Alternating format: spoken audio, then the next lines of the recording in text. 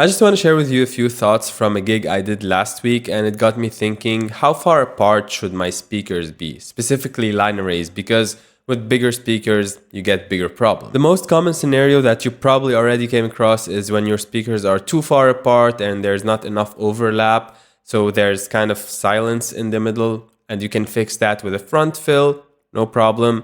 But the less common one is what I want to talk about in this video, is when your speakers are too close and there's too much overlap and it's creating comb filtering and phasing problems. So this is the venue. I didn't know the dimensions beforehand, and I asked if someone could possibly send me a picture maybe, just so I have an idea. And I was thinking about just using two 15-inch point source speakers, and that would be enough for the number of people that were gonna be there. In the pictures, the venue seemed like it was a lot bigger than it actually is in real life. So I was like, sure, although lifters are really heavy and the boxes themselves are also really heavy, it's a hassle to use the line arrays. But since the audience is kind of deep, it would be more fitting to use them. So I went there and I started measuring. I didn't have a meter, I just measured by foot how many steps. Each step is about 1 meter, so the audience area was about 20 meters deep and only 8 meters wide. The entire thing from the wall till the cliff is 8 meters wide.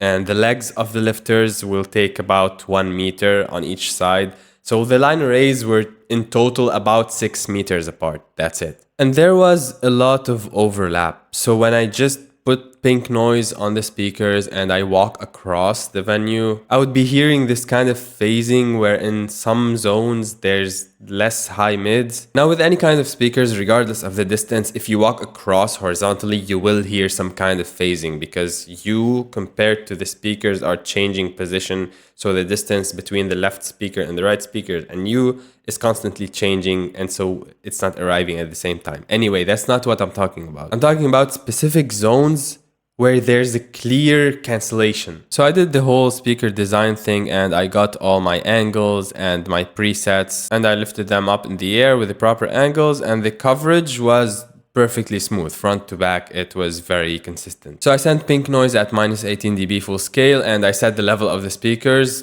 according to how loud I want them to be. So I turned them down minus 16 dB from the mixer. And then I took a few measurements. I put the mic in front of the left array and in front of the right array and in the middle and in a few different places, and did the average. So if you notice, there's a really big dip right here around 2K. And usually these speakers are very harsh in that frequency. So I would normally cut that. Thinking about it now, I could have turned them out slightly.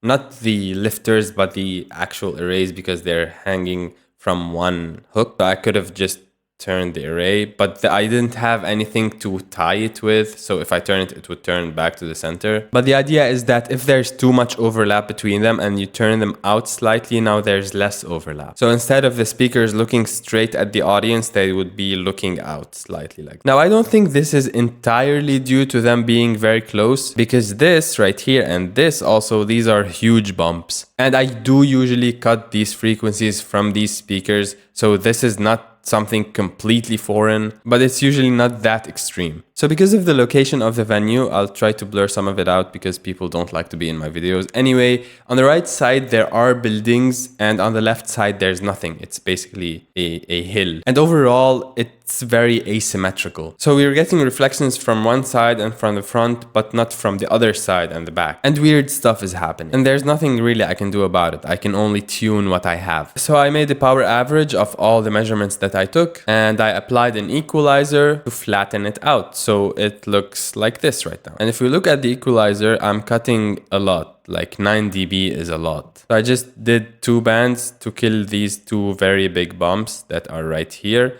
and also a high shelf to tame down the high frequencies because they are kind of going up. And this is what it looks like on the mixer. So this is not perfect, but it's workable. It's good enough. After that, I turned up the subs until they touched this part of the target curve. By the way, I made this target curve based on the Michael Lawrence one, but it's less bass. He likes to have the bass at plus 15 dB. I find that to be too much for me. I don't like to have very pumping bass that is gonna make my head explode. This is still plenty of bass. And if you're cutting that much, especially in the lower mid frequencies, you might feel like you lost some volume. So previously I had set the volume to -18, but after tuning I raised it up a little bit because it felt quieter. That's normal. Cutting EQ is literally taking out volume from these frequencies, and low mids are the body of the sound, or what makes it sound full. So if you have to cut a lot, you might need to raise the volume a little bit to compensate. I talked about these things before, but I also like to have my monitors not quiet. This is not quiet, but if you look at the faders, it seems like the faders are very low, -27, -26. And the reason for that is that I mix very loud. So if you look at the monitor sends, the main instrument for that monitor is almost all the way up. Same thing for the piano, same thing for the vocals. And that way I avoid feedback, because if the monitor is really loud and you turn up the mic just a little bit, that little bit, you're amplifying it a lot in the real world. Whereas if the speaker level is kinda low, fader movements are not that dramatic. Same thing goes for the main mix. I always mix anywhere between -18 and -6 dB full scale. So I mix very loud inside the mixer. The mix still sounds loud and impactful at lower SPL levels. And don't get me wrong, this is not quiet. It's plenty loud. It's just not dangerously loud. So even if I have feedback happening, it will only be about 6 dB louder than what I already am hearing in the place. It can only go so loud because I already set the maximum level of the speakers. Whereas if your speaker levels are higher and your input levels are lower, if feedback happens, it will be way louder than anything that was happening already in that venue. So setting low levels for the speakers, any kind of speakers and monitors, is just risk management. And if I need more volume, I can always just go here and turn it up a little bit. That's not a problem. Also, pro tip, I have worked with this small band before, so I copied the mix bus settings from a previous scene that I have done and saved on my computer. And that made it a lot quicker because I didn't have to go to each one, hey, what do you want in your monitor? I already had what they thought was good in the previous gig. We just tweaked a little bit because we were in a different place. Give me a little bit more of that, a little bit less of that. And we were up and running very quickly. Another pro tip, I have mentioned that in a past video, but I'll say it again. When you're setting the levels of the speakers and the subs, use pink noise for the speakers and a sine wave for the subs. In case you're not using a measurement software and you're just using your ears to set the levels, with pink noise, it's really easy to judge the level of main speakers. But subwoofers, it's really difficult to judge the level of subs with pink noise. The software can read it very well, but your ears can't. So for subs specifically, I would recommend to put a sine wave at 50 Hz or 60 Hz, and the level would be at -18, just like any other input level. And very quickly turn it on and off.